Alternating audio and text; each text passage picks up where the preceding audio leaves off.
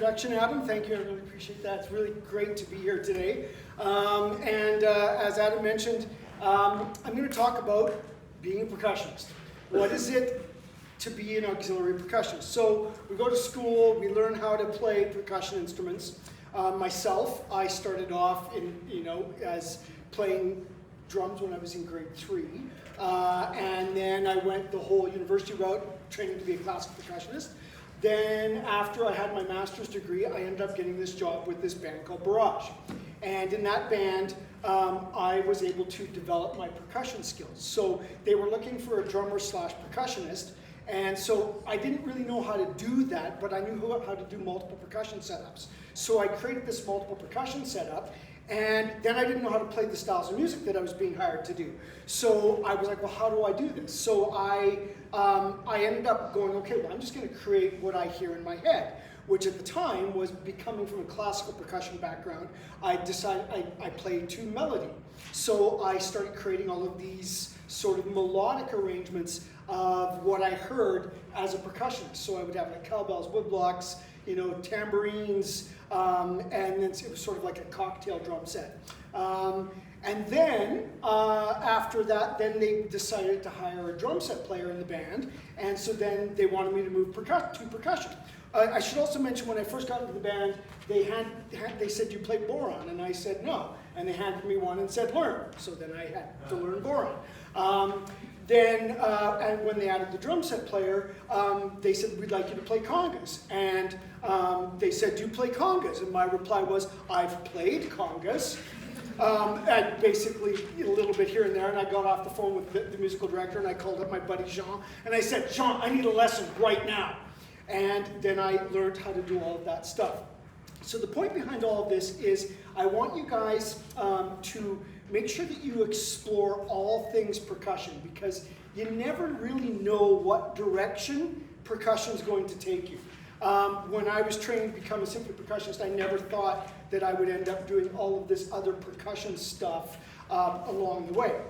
So what does it mean to be an auxiliary percussionist? So sometimes we get hired to do big band percussion. Sometimes we get hired to play a musical. Sometimes we get hired to play a Latin gig. Sometimes we get hired to create soundscapes. Sometimes we get hired to play junk metal.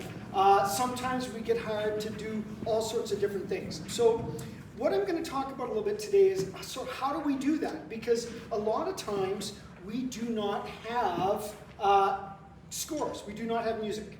So we'll get hired to play the gig. We'll show up to the gig. There'll be no music for us. So what do?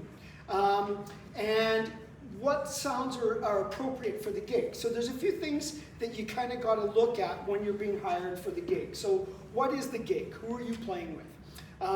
Who are the musicians you're playing with? Are you playing with a drummer? Is it just you, or are you playing with a bunch of percussionists? So you have to kind of figure out all those things. Then the next thing you have to kind of figure out is, what's the style of music?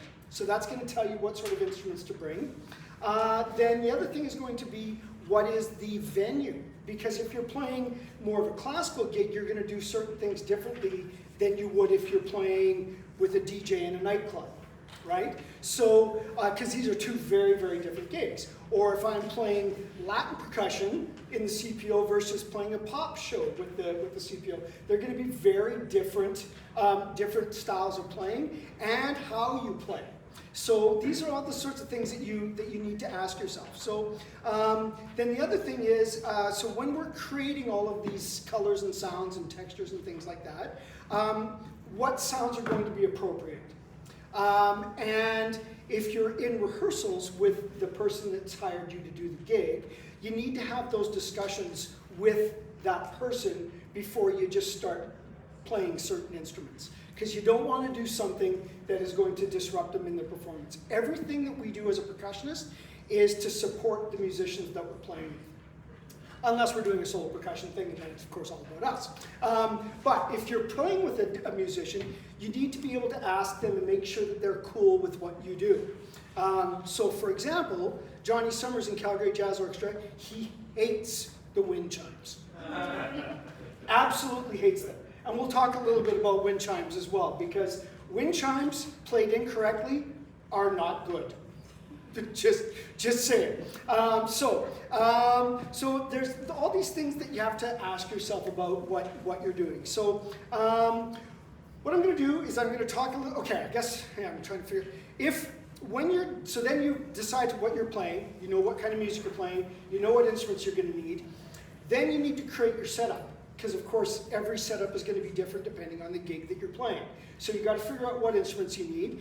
Then you need to figure out your setup and how you're going to set up your setup. So this over here is my sort of typical sort of big band Latin jazz percussion setup. So I've got my congas, I've got my bongos, timbales, cowbells, woodblocks, some effect cymbals, my wind chimes, etc. So then I have all my percussion, my toys and sound effects. So this, for example, would be my sort of my typical setup for that style of gig.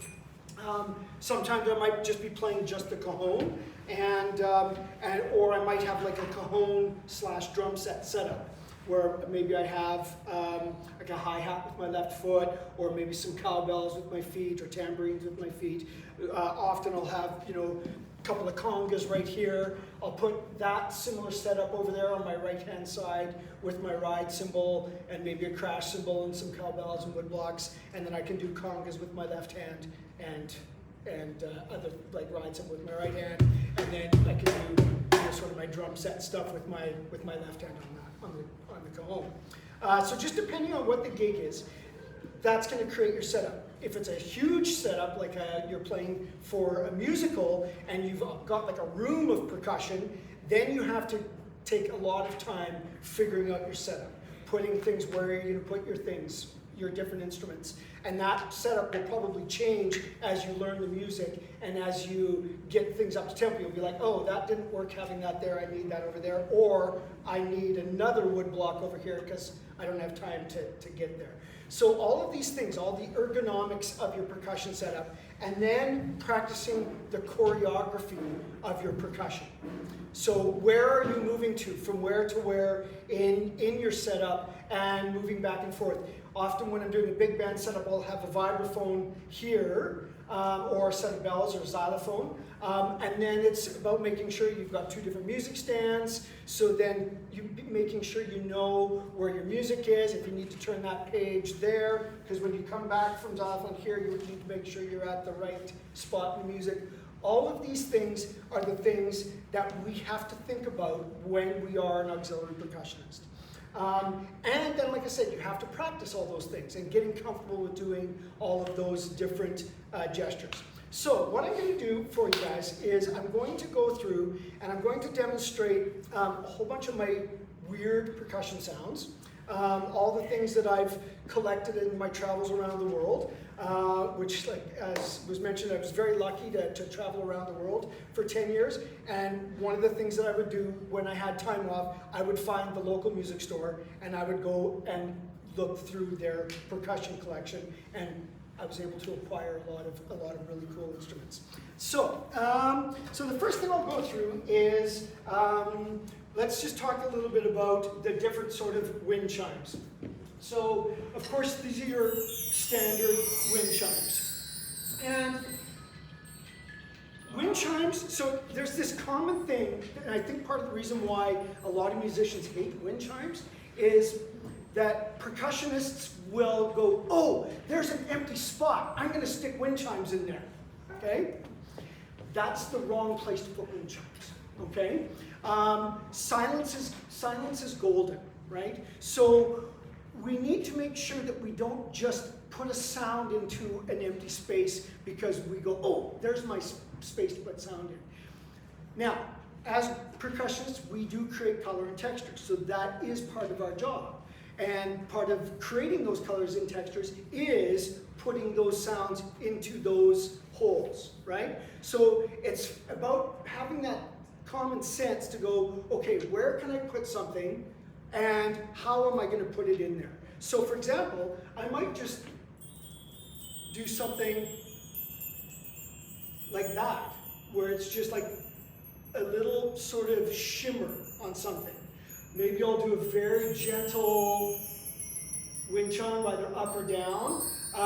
depending on the music. So often if the music is going up, I will go up with the wind chimes.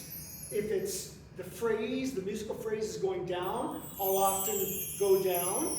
Sometimes if I want like a really sort of more harsh effect, I'll do that, right, depending on what the mood is of the music. So the other most important thing is when we're creating sound and texture is, so people ask me, how do I decide what instruments I'm going to play in those spaces?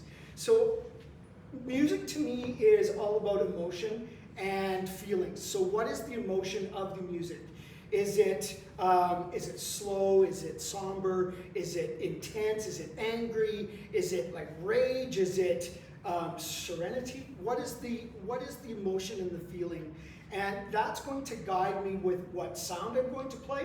Is it going to be a harsh sound, or is it going to be a delicate, gentle sound, right?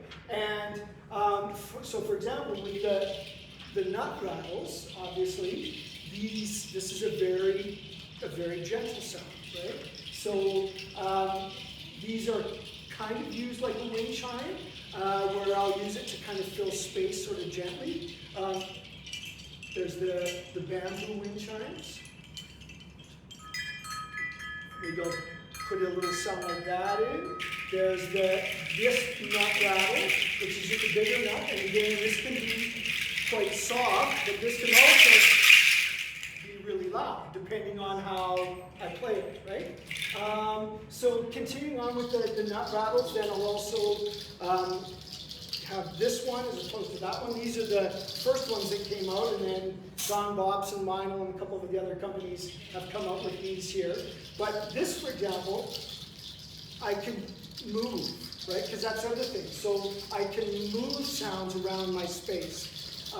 Especially if I've got microphones, then I can move things around in the microphones. If I've talked to the sound guy and my microphones are in stereo pairs, then I can make sound travel across the front of the space.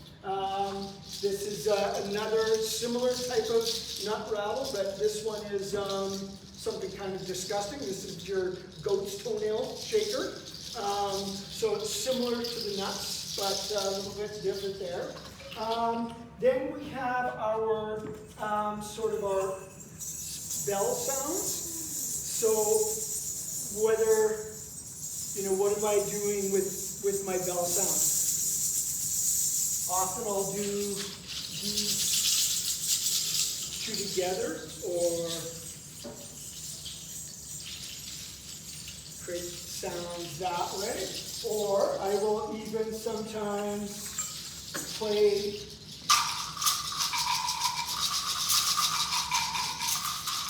my woodblocks with my nut rattle.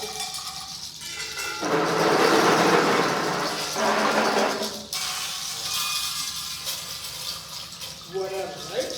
So there's all of the sort of the nut rattles, and the bells. Then of course we have our sleigh bells. So everybody thinks, okay, sleigh bells, right, your typical, right? Sometimes I will do that. Sometimes even just like on a 2 and a 4. Sometimes in the music, as opposed to a tambourine on 2 and 4, right? But most of the time when I use sleigh bells, I actually use them more in things like this.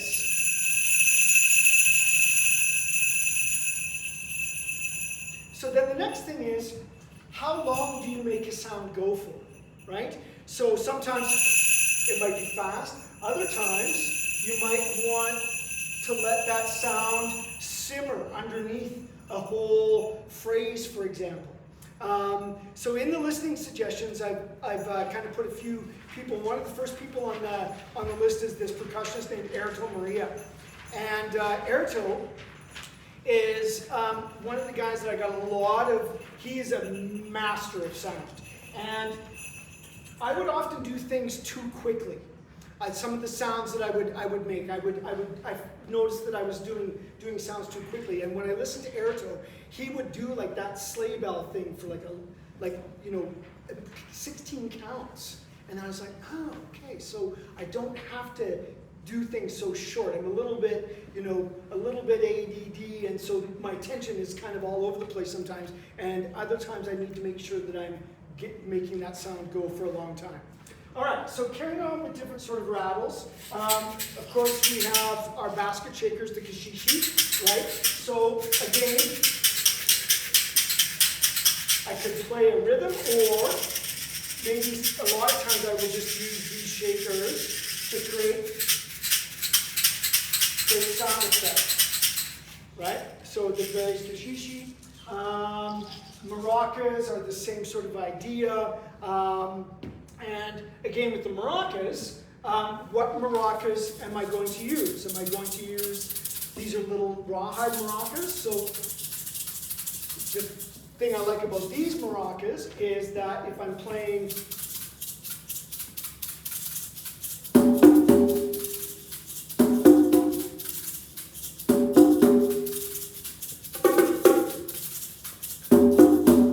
actually play the congas or bongos with those maracas. Does the gig call for really big, loud maracas, right?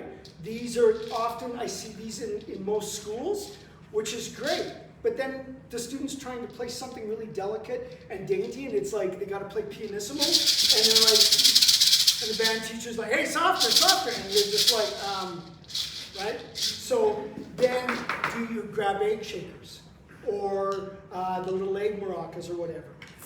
These are traditional Venezuelan maracas. So, and they have a very different sound depending on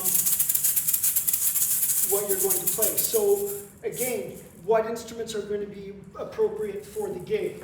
All right, then we have other sort of interesting sounds like the sort of the cricket, that one, or this one, which is woodpecker or rattlesnake or whatever. Could play it as a rhythm. Then, of course, we have a few other sort of interesting shakers. These are, believe it or not, there's bottle caps inside here. I like this sound in certain spots, so sometimes I'll do a sound like that, for example. To create sort of different textures and different sort of sounds that land on the beats in different spots. Then of course we have, I have several different triangles in my setup. Both of these are orchestral triangles. This is a Grover that I found that I actually really like because it's a really great for that type of percussion playing as well. And then often it'll just be a matter of where do you put those notes in the music. Are they going to accent something delicate and dainty? Similar types of metal sounds. I have that cymbal or that cymbal. So I like adding those sounds in different spots, or maybe it's something. For example, if I'm playing like I do a show it's an electronic dance music show. It's a new show that we've created, and so these kind of sounds fit really well in with the DJ and electronic dance music, as well as those sorts of metal sounds. Metal stackers, right? Your metal stacker. These have become really popular over the last few years. I've been stacking broken cymbals for 25 years. And right, Chris? Yeah. So, and this is literally 3 old broken splash cymbals. Because as we all know, splash cymbals are very thin, they break. Don't throw out your old cymbals. They make great sound effects. Okay, then of course we have, continuing with the metal sounds, we have our Tibetan prayer cymbals. So I'll often have 2 different sets of prayer, just depending on what the gig is, what the sound is that I want. I forgot to mention when we were doing sort of the rattlesnakes, the frogs, and we have our actual cricket sound, right? Continuing on with animal sounds, we have our frogs, right? So, but if you use your thumb on the side,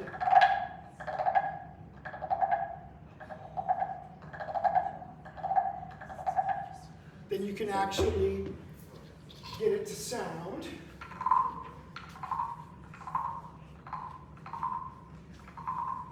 So different frogs. When I was in China, there was one of these frogs like this, and it was like this big. It was huge. And the stick was this type of stick, but it was like that big around, and you literally went boop, boop, boop, boop. And I'm like, what frog sounds like that? And then we were at this hotel, and I'm in my room, and I'm like, what is that sound? And it was like, go, go, go, go. And I'm like, what? And I could not find the frogs, but they were down in this little space in this water hole with all surrounded by concrete, and this space amplified the frogs. And it was literally that sound. And I was like, oh, okay, so that instrument does sound like a real animal. So, speaking of animal sounds, so then we also have all of our different sort of bird sounds, right? So we've got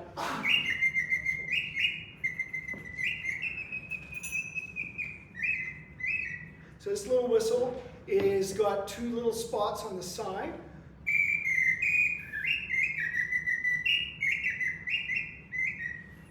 Right? So listening to birds and then trying to emulate what do real birds sound like.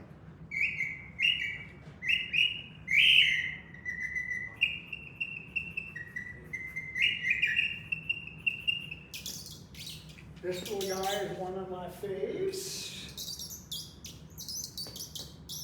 So this could be birds, but it could also be other things, right? So this could maybe be squeaky sneakers on a basketball court, squeaky door, whatever.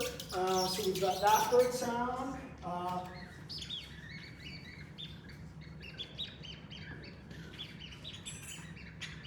Very similar.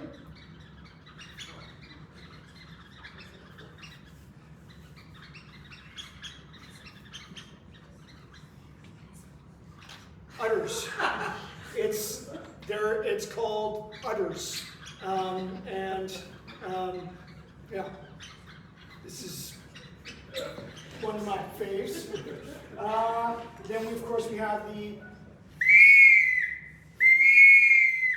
right, sort of the eagle or the hawk. And then we move into some other nature sounds. So wind whistle.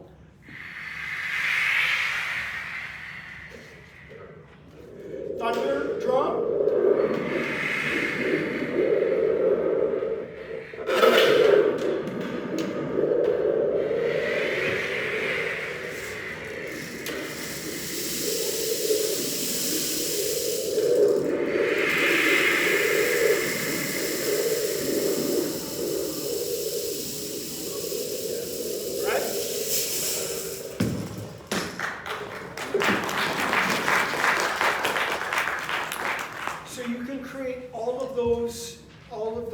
Sounds and textures out of these different sounds. Now again, when are you going to use these things, right? So you have to have that discussion with the people that you're performing with. And so this past weekend, I did a kids show for an album that I played on, and she specifically, the song was about Noah's Ark, and so she said, I need rain and thunder and storm sounds. So I was able to do my rain, thunder, and storm sounds. There was another gig that I did where the whole beginning was all about nature. It was all about the African safari, and so she wanted all of those nature sounds at the beginning of the piece. So I was able to then pull out all of my nature sounds, right? So you got to, but you can't obviously just stick a frog in the middle of a ballad, right? Like, I mean, you could. Might be really funny. You might not get hired again. So this is this whole thing too, right? Like, so what do we bring to the table? What are we playing? What are we doing? You know, there's this famous story of like the cats in LA.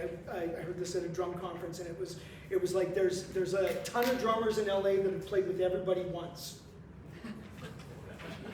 Right? They never got called back, right? So what is the gig? What are you doing? What is your job, right? And then what do you bring to the table for that? So a little bit of oh yes, a couple other interesting things are vibratones.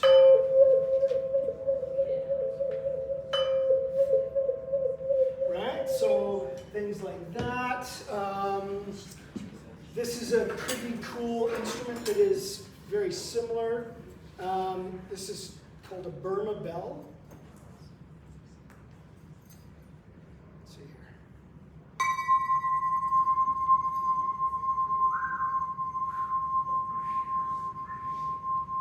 Right? That's a pretty cool little instrument. And of course we have your, you know, the ones everybody knows, right? Your flexitone. You have your Tibetan singing bowls, right? So you often have 3 different kinds of singing bowls. And sometimes you just sit them that way. Occasionally you will then, you know, get them to sing to create a nice long tone underneath something. What else do we have? We have, of course, everybody knows the vibroslap. And we were joking. Malcolm, are you still doing your vibroslap master classes later today? So I don't want to take too much away from Malcolm, but of course, there's your regular vibroslap. But then, how many of you know the metal one? Right? So. Other sort of course, the ratchets. I will often use a ratchet in various spots to maybe build a texture up to something. All right, then of course we have tambourines. Now, you have all your different tambourines, and they all sound different, and we use them differently, and depending on what the gig is. So, of course, this is, right, that tambourine, this similar style, but a very different sound. So this is going to be your tambourine that you use more for rock and roll stuff, right? Then we have, of course, our orchestral tambourine. That, of course, you know, everybody can do all the different orchestral stuff. A few years ago, I got asked to do a New Orleans style tambourine. So there's the Brazilian pandeiro, which Malcolm can play very well. I can kind of do it, but in New Orleans they have this style, New Orleans style tambourine, and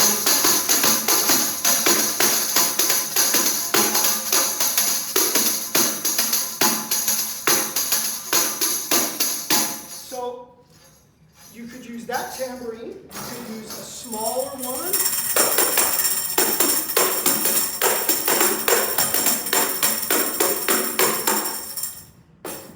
Did a gig last weekend with the Calgary Jazz Orchestra and the Taiko, Midnight Taiko, and we were doing, the whole piece was New Orleans style tambourine, and the piece was incredibly fast, and that big tambourine there, I loved the sound of it, but my arm was tiring out. I couldn't do it. So a little bit lighter.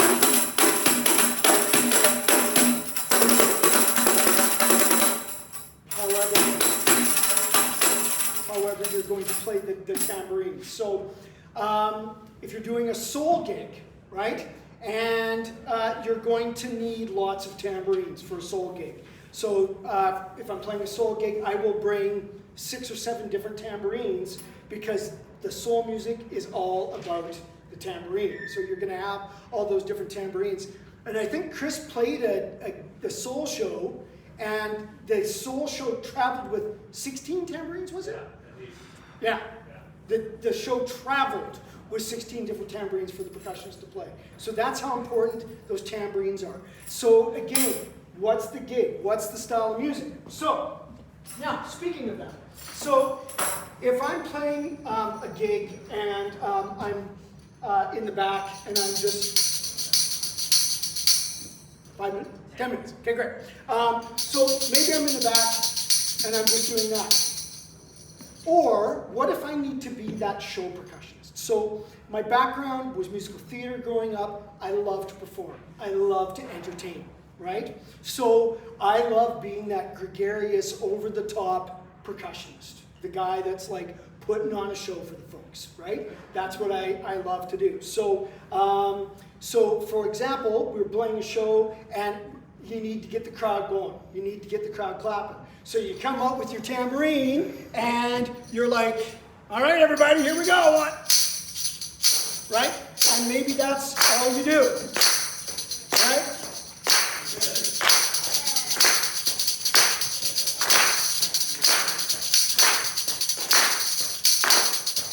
And then maybe you're like, you know, going to do everything where you come up with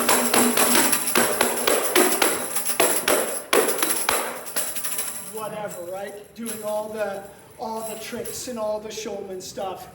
Play around with that, right? As percussionists, that's what we get to do. We get to be creative and have fun. And the bigger the show that you can put on, if it's that type of gig, right? That's going to really bring up the energy. So, for example, I do this gig with the electronic symphony, as I mentioned. And look, see, I even have lights on my drum for that. So, my setup in the back is basically that, the congas and the bongos, and the djembe, and all that stuff. But then, I grab my djembe and I come out to the front of the crowd. And me and the guitar player, and he's out there rocking, and the two of us are out there rocking, so I come out, I don't even play yet. I'm just walking to the front of the stage with my drum on, right? And then as the beat is building, you know, the way electronic dance music, it's like, you know, doom, doom, doom, doom, and then it drops in with the big, huge, heavy 4 on the floor. And when it drops in, this is me. Right? Jumping up and down like a madman, huge, big gestures, right? Massive gestures, right? That gig is not about technique, about soloing, about showing off my chops. That gig is all about the show, right? Getting the crowd pumped up, right? Then, when the music stops and it's just the DJ transitioning into the next tune, then I get a chance to solo. So then after,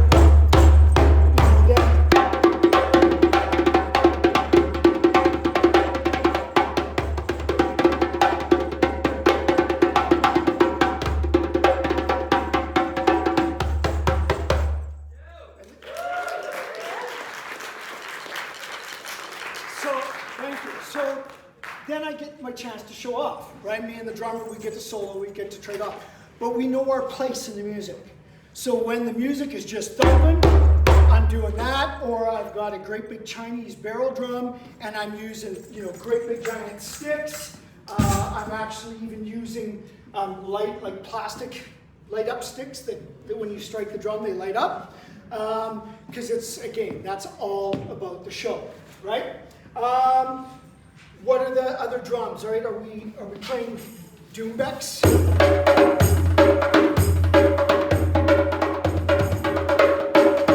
Right? Is it that type of gig? Is it this type of doumbek?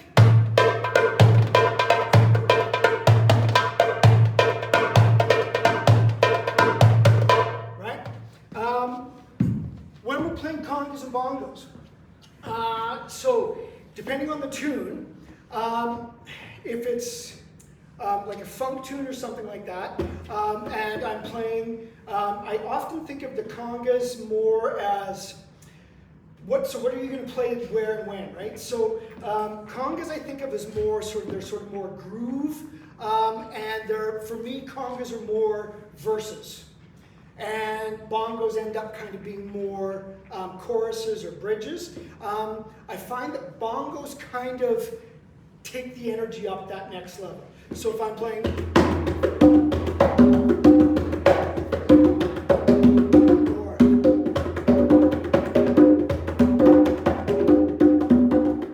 then if I move to bongos,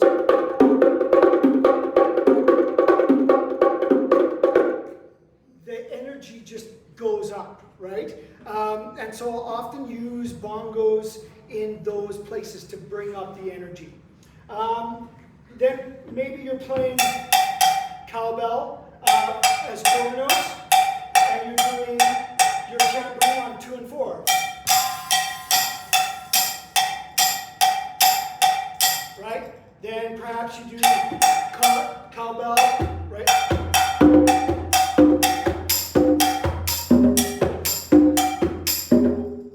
Or whatever you have. So how do you build the song? So maybe the song starts with just congas in the verse, then in the chorus maybe, if it's a funk tune, maybe in the chorus you go to the cowbell for the chorus, then maybe the next verse you're doing congas again, the next chorus you do maybe cowbell and bongo at the same time, so that you're kind of always building things to what the music needs.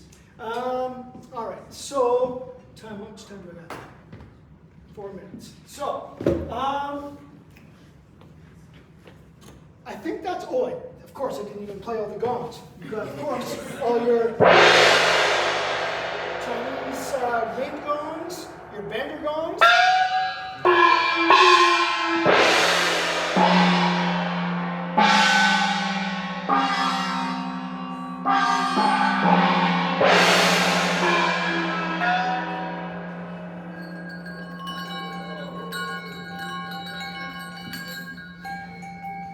So, there is sort of my arsenal, some of my arsenal. I have a whole pile of instruments at home. And again, what do you play, right? So you've got all these options and all these choices. And I guess my suggestion is, use your intuition and allow those emotions to come through in your playing. Are there any questions? Yeah. So we know what the gig is. How do we let things play, and if the people like it, and then see if they like it. Yeah. And this is it. So you go into now. Here's the thing. This is something I didn't talk about that's really, really important. When you're playing with a drummer or other percussionists, we have to complement each other, and we can't step on each other's toes. So drummers like to fill at the ends of phrases. So I will try to fill before, so that I kind of go in and I lead into their fill and then let them take it out. Or I will lead into it and then maybe I'll do something a little bit at the end to carry on. Because you don't want to step on each other's toes, right? You want to have that communication open. Always communicate with the people that you're playing with Ask them, right?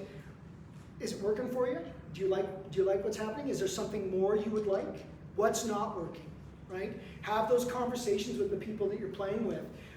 Because you might think that what you're doing is the greatest thing. You're thinking, man, that sounds so great. And then you're kind of getting the vibe off the band leader and you're like, oh, I don't know if this is working. And maybe it's just because it was not quite the right thing. Maybe it was completely the wrong thing. It was not what they were wanting, right? Any other questions? Yeah. What are some of your go-tos for different styles of music and different what instruments do you play for certain styles of music? Okay, good question. So obviously Latin is going to be congas, bongos, timbales, that kind of stuff. Pop is going to be a lot of congas and tambourine and cowbell, right? Come out with a cowbell and just rock playing a cowbell. That's all you're doing. Quarter, right? The more cowbell skip, right? It's sometimes that's what the gig needs. You're laying down quarter notes, right? For ballads and things like that, then it's going to be a lot more of the dainty stuff, the delicate stuff, the wind chimes, the shakers. Obviously for the dance music, if you're playing with a DJ, then it's going to be a lot of, for me, it's a lot of congas, bongos, djembe, tambourine, and then for, I guess, depending on like funk and stuff, I think I mentioned is this, congas, bongos, tambourine. Soul music's going to be a lot of tambourines and congas. New Orleans will be mostly tambourine. Yeah, I covered it, I think. So you're on tour. Yep. You go to a music shop, you find a cool new instrument. How do you start to find where it fits in sort of your like color palette? Like many of the instruments you have today have like very traditional applications versus how we might use them in what we could call like an extended technique or in a style of music maybe that they weren't sort of created to be played. Do you recommend or try to spend time like learning the traditions of each new instrument you acquire and then sort of find out how it fits in the applications that you needed, or what would you recommend in that sort of? Yes to all of the above. So when I get a new instrument, if I don't know, like if I've never played it before, like remember when I got this, it was like, well, where do I stick that in? So I think when I first got it, I was using it like a rhythm shaker, and then I was like, oh, it's kind of more cool as that sort of sound effect. So then playing with that sound, implementing it in trying to figure out where does that sound fit into the color palette. So if you kind of noticed, I did try to sort of group them together in sort of like shakers, wood sounds, metal sounds, right? So maybe if I play a triangle in one spot and I've got a new finger cymbal, maybe I'll use a finger cymbal in the next, or that Burma bell, for example. Yeah. All right, folks. It's just after 10:15. We've got to move on to the next sessions. Big round of applause for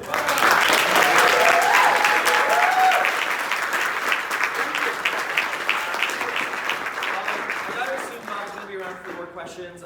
We've got a 15-minute break right now. Out in the lobby area, we've got a couple of vendors who've set up some tables. Alberta Band Association is here, Brandenburg Music is here, Longwood Quaid is here. I think more people have probably shown up in the last few minutes. Definitely go check those out. The next sessions after the break will be in about 15 minutes, and we've got Nia DeVetsis in this space, and we've got John McCaslin doing jazz brushes in the space right next door. So by all means, go shopping, go make some friends, talk to other percussionists, talk to Bob. And before you run away, I'd like to, guys, before you run away, big round of applause for Adam and Brian Cole. And I'd like to thank the Alberta Band Association for sponsoring my clinic today. Thank you guys.